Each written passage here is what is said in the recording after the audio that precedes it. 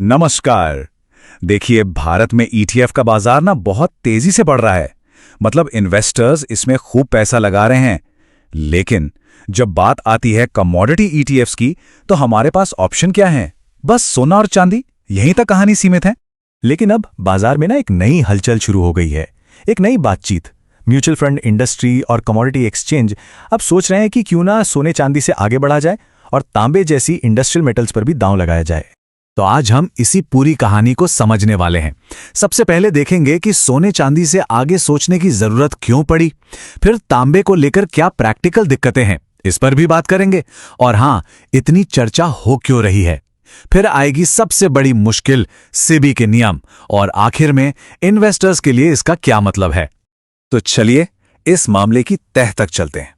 अब देखिए, copper ETF, ये आइडिया सुनने में तो बड़ा सिंपल लगता है ना? लेकिन इसे हकीकत में बदलना उतना ही मुश्किल है। और इसकी सबसे बड़ी वजह, भारत में ईटीएफ बनाने के जो सख्त नियम हैं वो। भारत में नियम ये कहता है कि हर ईटीएफ के पीछे उतनी ही कीमत की असली यानी फिजिकल कमोडिटी होनी चाहिए। तो इसका मतलब क्या हुआ?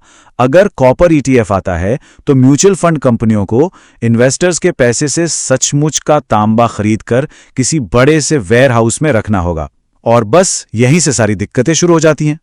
असल में तांबे को फिजिकली स्टोर करने में तीन बहुत बड़ी परेशानियां हैं। पहली तो है इसका वजन, और इसे रखने के लिए चाहिए बहुत सारी जगह। दूसरी, इसे स्टोर करने, इसकी हिफाजत करने और इसका इंश्योरेंस करवाने का खर्चा बहुत ज्यादा है। और तीसरी, स्टैंडर्डाइजेशन, मतलब तांबे की क्वालिटी अलग अलग होती है, तो सबके लिए एक जैसा स्टैंडर्ड कैसे तय हो। इसे ऐसे समझिए, सोने चांदी और तांबे में जमीन आसमान का फर्क है। सोने की वैल्यू डेंसिटी बहुत ज्यादा है, मतलब एक छोटी सी तिजोरी में करोड़ों का सोना आ जाएगा। पर तांबे का क्या? उसके लिए तो बड़े बड़े गोदाम चाहिए। और सोने चांदी का स्टैंडर्ड तय करना भी आसान है, जबकि तांबे के तो कई ग्रेड्स होते हैं। तो एक जैसा स्टैंडर्ड बनाना ही अपने आप में एक सिरदर्द है। अच्छा, यहां एक सवाल तो बनता है, अगर कॉपर ईटीएफ बनाना इतना ही मुश्किल है तो फिर कोई इसके बारे में सोच भी क्यों रहा है? मतलब इतनी चर्चा हो ही क्यों रही है? इसका जवाब छिपा है मार्केट के आंकड़ों में। इन्वेस्टर्स का इंटरेस्ट देखिए, जबरदस्त उछाल आया है। गोल्ड ईटीएफ में जहां 2024 में करीब 11,226 करोड़ रुपए आए, वहीं 2025 में यह आंकड़ा बढ़कर 42,690 करोड़ तक पहुंच गया। और यह सिर्फ सोने की कहानी नहीं है।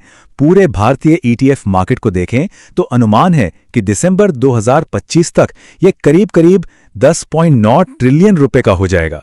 सोचिए कितना पैसा मार्केट में नए मौके ढूंढ रहा है। हाँ, ये बात सही है कि अभी कुल ईटीएफ मार्केट में कमोडिटी ईटीएफ का हिस्सा सिर्फ 18% के आसपास है। लेकिन जिस तेजी से ये बढ़ रहा है ना, वही इंडस्ट्री को कॉपर ईटीएफ जैसे नए प्रोडक्ट्स लाने के लिए हिम्मत दे रहा है। तो क्या इस फिजिकल स्टोरेज वाली प्रॉब्लम का कोई हल है?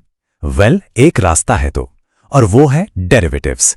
ये ऐसे फाइनेंशियल इंस्ट्रूमेंट्स होते हैं जहां आपको असल में मेटल रखने की जरूरत ही नहीं पड़ती। डेरिवेटिव्स, जैसे कि फ्यूचर कॉन्ट्रैक्ट्स, एक तरह से कागजी सौदे होते हैं। तो थियोरेटिकली ये स्टोरेज, खर्चा और स्टैंडर्डाइजेशन वाली सारी दिक्कतों को एक झटके में खत्म कर सकते हैं। क्यों? क्योंकि इसमें असल में तांबा खरीदना और रखना है ही नहीं। लेकिन यहीं पर यह पूरा आइडिया एक बड़ी दीवार से जाके टकरा जाता है। सेबी का एक नियम है जो कहता है कि कोई भी ईटीएफ अपने टोटल एसेट्स का सिर्फ 30% हिस्सा ही डेरिवेटिव्स में लगा सकता है।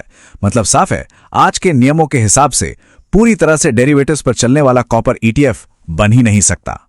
Game over. तो अब असली बात यह है कि सिर्फ मार्केट की डिमांड से काम नहीं चलेगा। म्यूचुअल फंड इंडस्ट्री ने तो नियमों में बदलाव की सिफारिश कर दी है, लेकिन अब गेंद पूरी तरह से रेगुलेटर यानी सेबी के पाले में है। फैसला उन्हीं को करना है।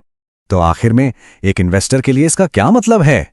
अपनी उम्मीदों को सही जगह पर रखने के लिए चलिए इस पूरी चर्चा को जरा ग्लोबल लेवल पर देखते हैं। अगर हम पूरी दुनिया में भी देखें तो कहानी कुछ ऐसी ही है। ये जो कमोडिटी ईटीएफ्स है ना, ये पूरी दुनिया के विशाल ईटीएफ मार्केट का एक बहुत ही छोटा सा कोना है। कितना? कुल मार्केट का सिर्फ 3 से 4%। और मजे की बात यह है कि इस छोटे से हिस्से का भी लगभग 85% सिर्फ और सिर्फ सोने चांदी के पास है। तो इसका क्या मतलब हुआ? यही कि अगर कॉपर ईटीएफ लॉन्च हो भी गया तो ये कोई मेन इन्वेस्टमेंट प्रोडक्ट नहीं बनेगा, बल्कि इन्वेस्टर्स के लिए एक टैक्टिकल टूल की तरह काम करेगा। तो पूरे कहानी का निचोड़ क्या है? यही कि कॉपर ईटीएफ का आइडिया तो दमदार है, मार्केट में डिमांड भी है, लेकिन ये आइडिया फिजिकल चुनौतियों और रेगुलेटरी नियमों के बीच में फंस गया है। ये ऐसी दीवारें हैं जिन्हें फिलहाल पार करना बहुत मुश्किल लग रहा है। और यहीं पे आकर हम इस कहानी के सबसे बड़े सवाल पे रुक जाते हैं कि आप भारत के रेगुलेटर्स मार्केट की इस जरूरत को देखते हुए नियमों को बदलेंगे ताकि कमोडिटी इन्वेस्टमेंट का एक नया दौर शुरू हो सके, क्योंकि इसी सवाल का जवाब भारत में कॉपर ईटीएफ का भविष्य तय करेगा।